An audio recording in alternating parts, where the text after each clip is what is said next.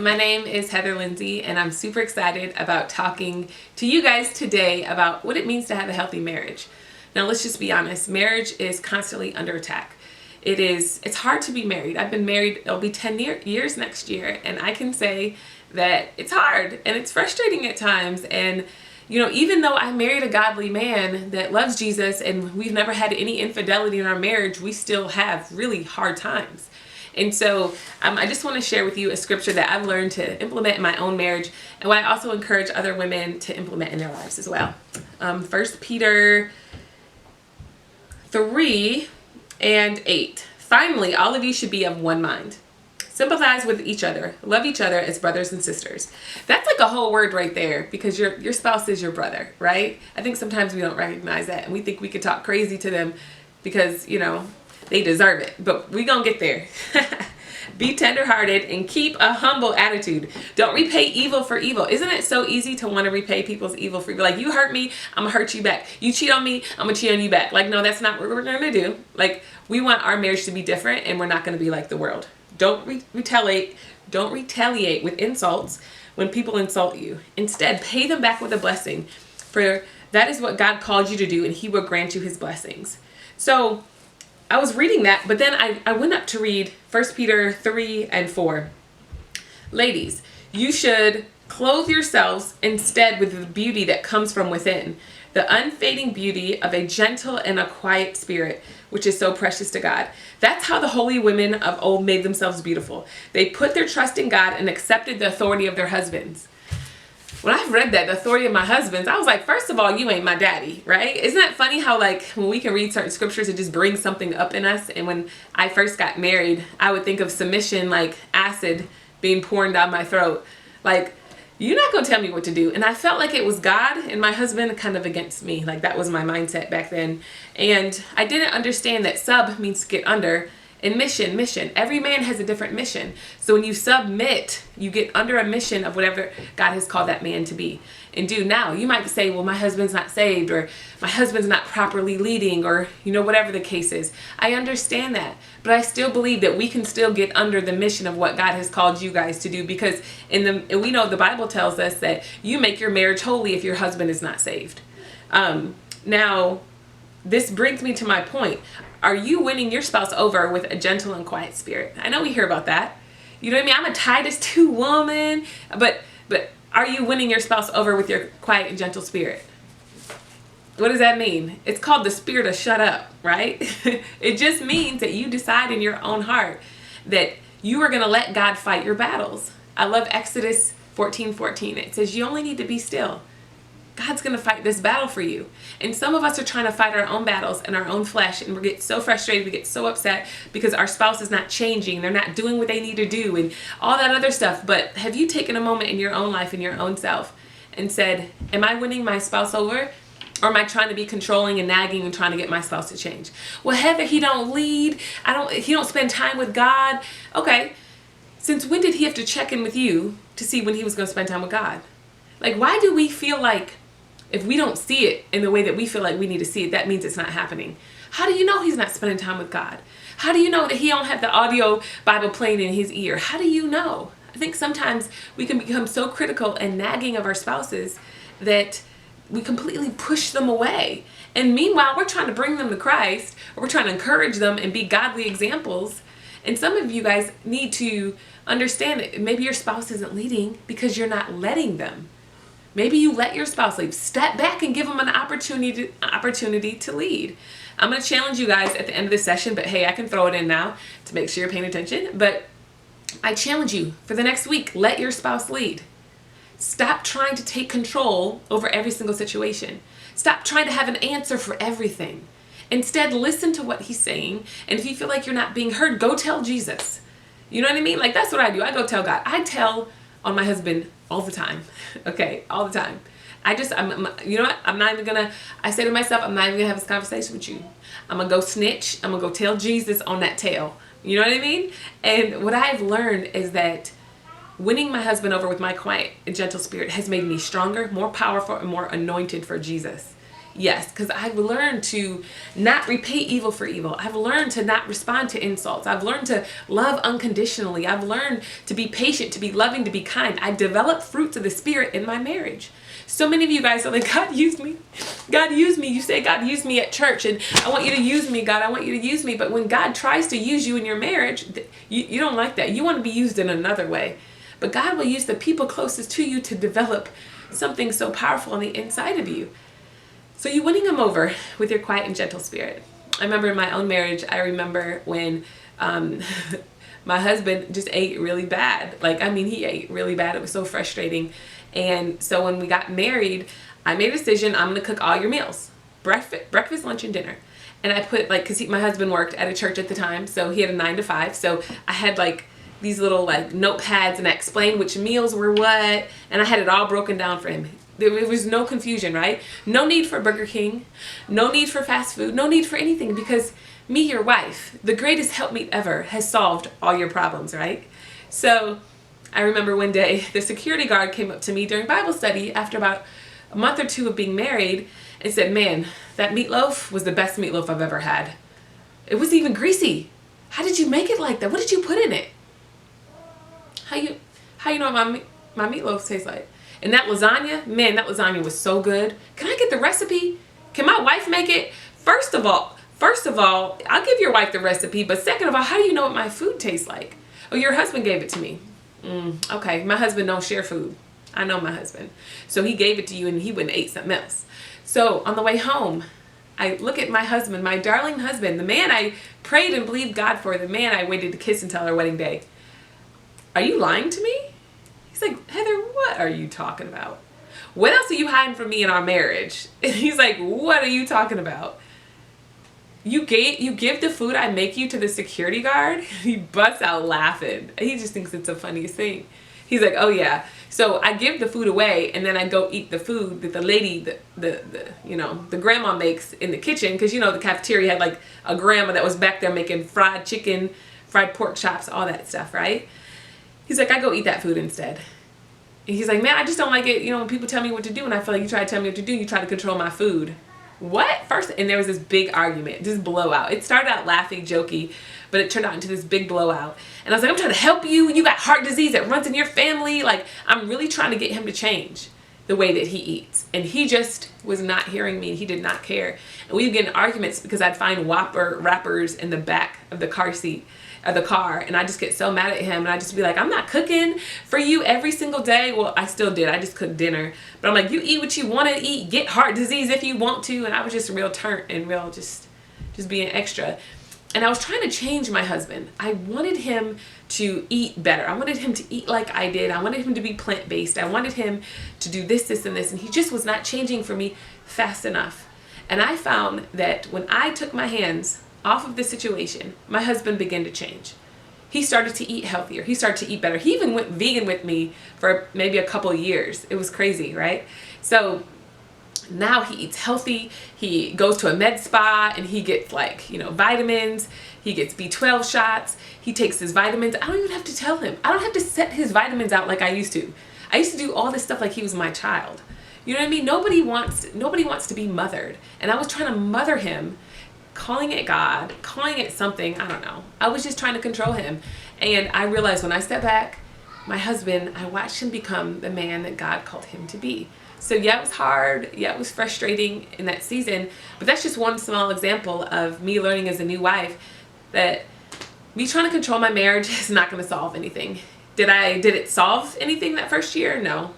I honestly feel like I finally let go of the reins of my marriage by year 5.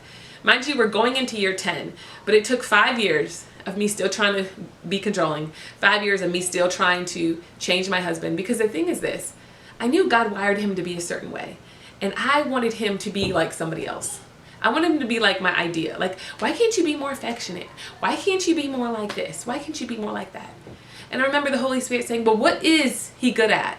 And I'm like, he's good at a lot of things. He's a great father, because by then I think Logan was maybe 1 year old or 2. So he's a great father. He's a great husband in general.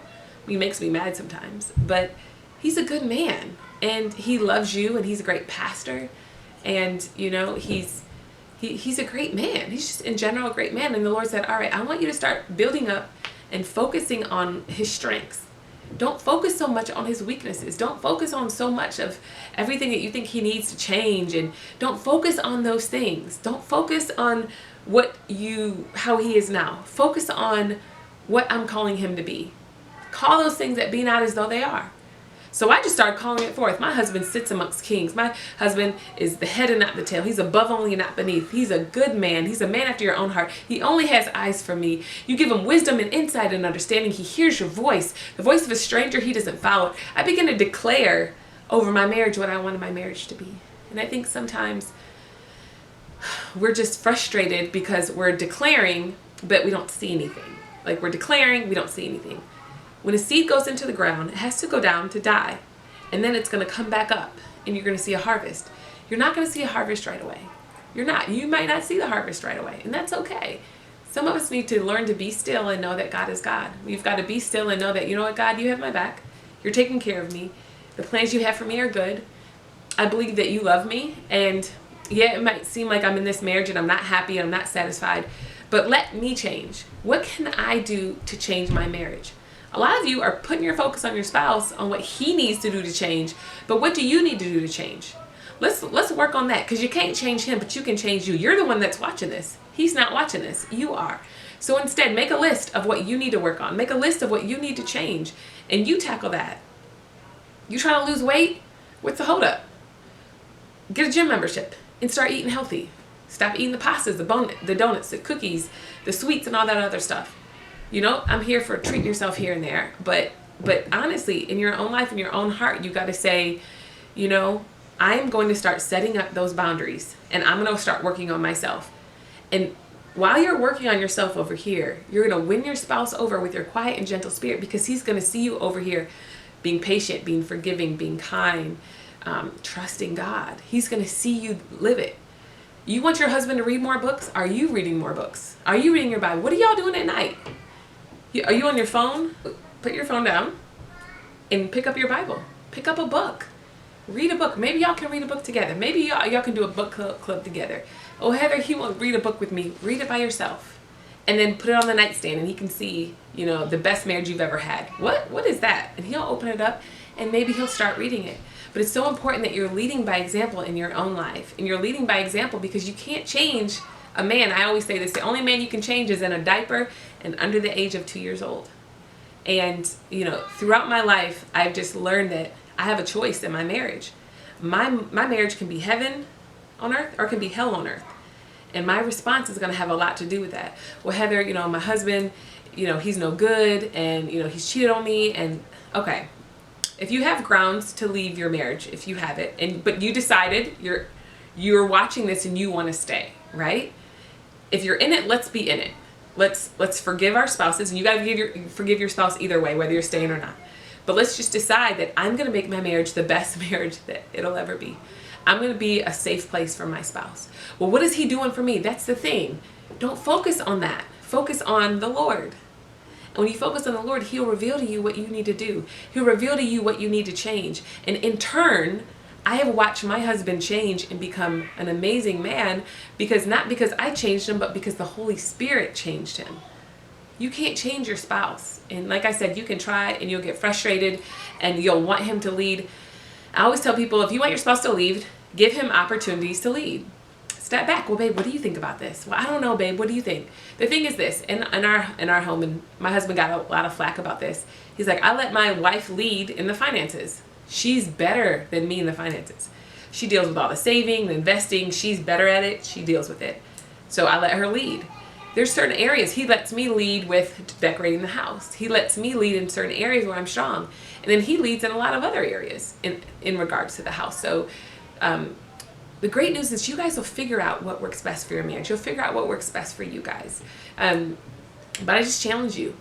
If you want your marriage to be better, if you want your marriage to grow, you want your marriage to change, look in the mirror. You can't change anybody else. The great news is your spouse will be like a mirror to you, exposing your issues, exposing who you are. And a lot of people want to run from that exposing. My husband showed me that I was controlling and that I was nagging and that I had a hard time truly trusting God. I said I trusted him, but when it came to my life and it came to the details of my life, I wanted to be in control of them. And yeah, it's hard, and yeah, it's frustrating, but guess what? You get to use these opportunities as a chance to grow. I remember there was a time in my marriage where my husband, when he would come to me, he would share like what he felt like I needed to work on. And I didn't like to hear it. I didn't like it. I was like, I would just, in turn, I would respond, well, you do the same thing. You do the same thing as I do. So how you gonna tell me what I need to do to change, but you do the same exact thing? So I lost my opportunity to grow and mature and develop because I pushed the blame back onto him.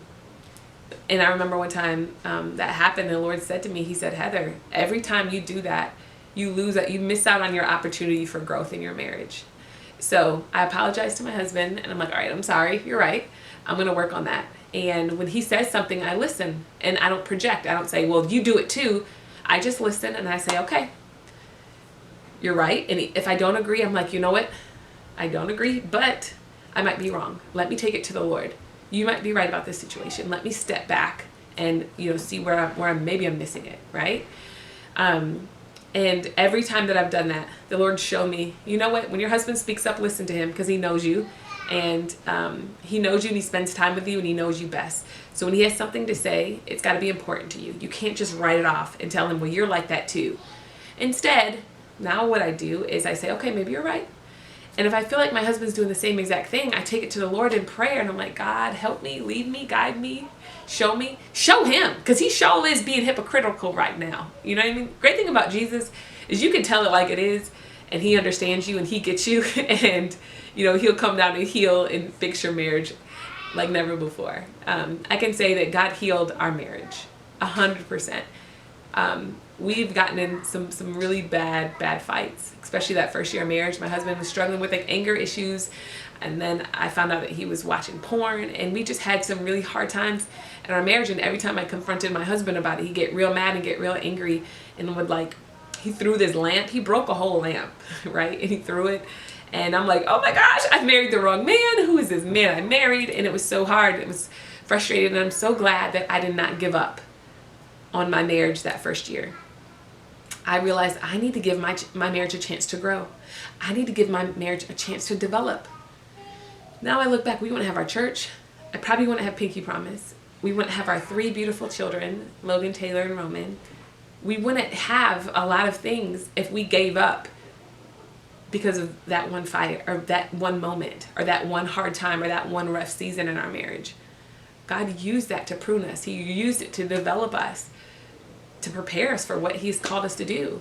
And now just being in ministry is hard. It's super hard because we're both in ministry, but we've passed so many tests along the way. So now we've gotten into this awesome groove, and we've learned how to figure it out together. But I just challenge you, if you're watching this and you're like, man, I don't think my marriage can get any better. I've watched the Lord restore it. And I used to say, Lord, help me to like him again. Because after that first year, I just didn't like him. I just wanted to be around him.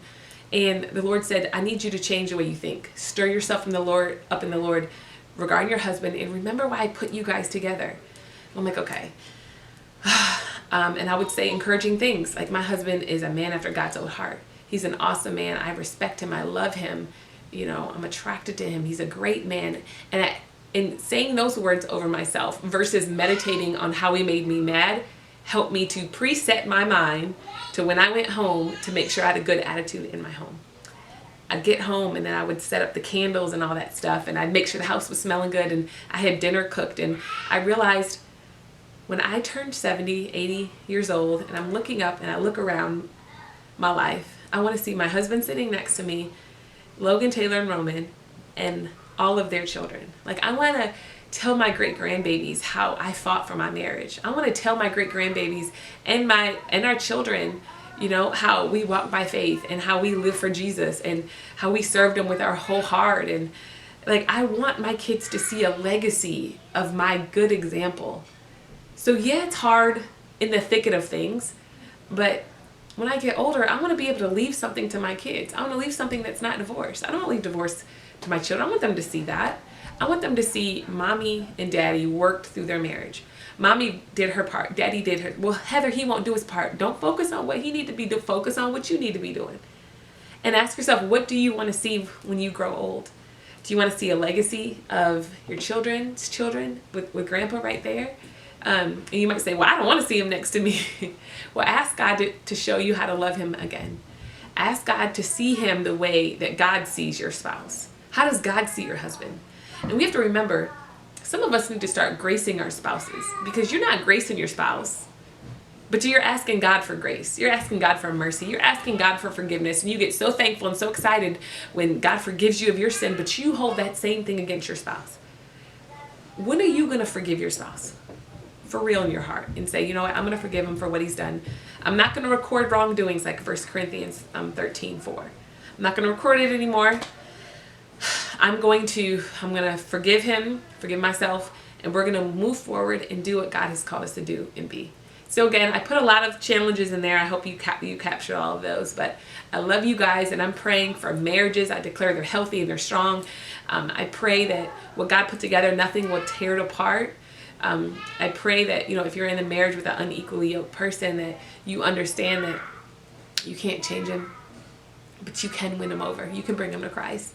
And, if you're already married, I know stories of people that brought their spouse to Christ. And then I know stories of people who are still waiting, and it's been 20 or 30 years. So whatever the portion God has given you, decide in your own heart that you're going to be content.